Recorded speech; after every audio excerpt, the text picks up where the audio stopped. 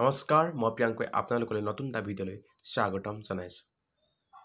2025 বৰ্ষৰ যিসকলে HS exam দিছিলে হায়াৰ ছেকেণ্ডেৰী এক্সাম দিছিলে সেই ছাত্ৰ-ছাত্ৰীসকলে এতিয়া ক'ব খুজিছে যে এইবাৰ যি ইংৰাজী পেপাৰখন বহুত হাৰ্ড আহিছে বহুত টান আহিছে বুলি বহুতে প্ৰতিক্ৰিয়া প্ৰকাশ কৰিছে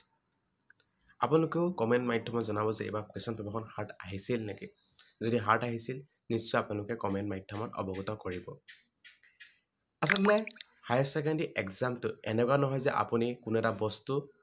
মুখস্থ কৰিলে ডাইৰেক্ট লিখি দিলে তেনেকুৱা নহয় আপুনি এটা কুৱেশ্যন ভালদৰে বুজিব লাগিব জানিব লাগিব তেতিয়াহে আপুনি কোনো এটা এনসাৰ কৰিব পাৰিব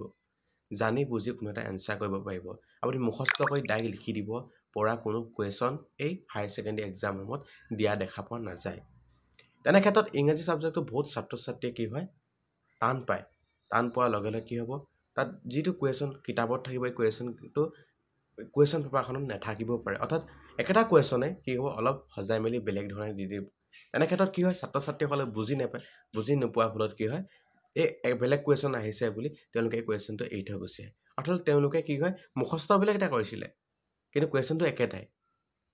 একেটাই হয় এনসাৰটো একেটাই হয় কিন্তু তেওঁলোকে মুখস্থ ইটোহে কৰিছিলে তেনেধৰণৰ মনত উদয় হয় কাৰণে তেওঁলোকে এই মুখস্থ যে কৰিছিলে মুখস্থ কৰাৰ ফলত কি হৈছে ছাত্ৰ বা ছাত্ৰীগৰাকীয়ে এই এনসাৰটো কৰিবলৈ সক্ষম নহয় যিয়ে জানিছে যিয়ে বুজি পাইছে যিয়ে লিখিব পাৰে তেওঁলোকে আকৌ এই কুৱেশ্যনটোকে এনসাৰটো শুদ্ধভাৱে কৰি আহিব পাৰিছে তেনে ক্ষেত্ৰত কি হৈছে ছাত্ৰ-ছাত্ৰীসকলে কুৱেশ্যন পেপাৰখন টান পোৱা পৰিলক্ষিত হৈছে আৰু দ্বিতীয় কথা ক'বলৈ গ'লে এইবাৰ সিলেবাছৰ ভিতৰে আহিছে বুলি কৈছে সকলো ছাত্ৰ-ছাত্ৰী সিলেবাছৰ ভিতৰে আহিছে বুলি কৈছে কিন্তু টান আহিছে বুলিহে কৈছে টান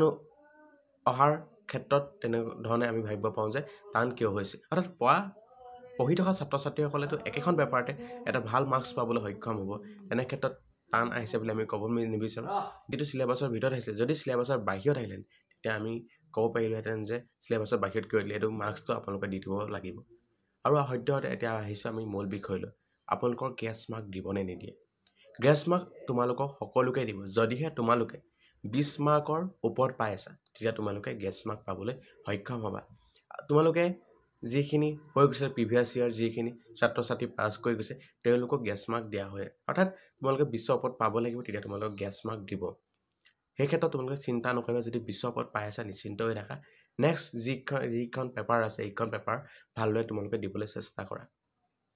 তোমালোকৰ মাজত এইটো এটা সৰু এটা ইনফৰমেশ্যন দিবলৈ বিচাৰিছোঁ তোমালোকে ইংৰাজীখন বেয়া হৈছে বুলি চিন্তা কৰি থাকিব নালাগে নেক্সট যিখন পেপাৰ আছে এইখন ভালদৰে দিবলৈ চেষ্টা কৰা এটা ভাল মাৰ্কছ পাবলৈ তোমালোকে সক্ষম হ'বলৈ চেষ্টা কৰা হায়াৰ ছেকেণ্ডেৰী তোমালোকে যেতিয়া ভাল মাৰ্কছ পা তেতিয়া তোমালোকে বেলেগ এখন কলেজত পঢ়িবৰ বাবে ভাল এটা সুবিধা পাবা আৰু গম পাইছে এইবাৰ 80% পালে মানে কি হ'ব তোমালোকক মামাই স্কুটি দিব আৰু স্কুটি পাবলৈ হ'লে তোমালোকে ভালদৰে পঢ়িব লাগিব সেইভাবে তোমালোকে এতিয়া চিন্তা কৰিব নালাগে ভালদৰে তোমালোকে পঢ়া এইখনত যাতে ভাল এটা মাৰ্কছ পাবলৈ সক্ষম হোৱা আজিলৈ ভিডিঅ'টো ইমানেই ধন্যবাদ জয় অসম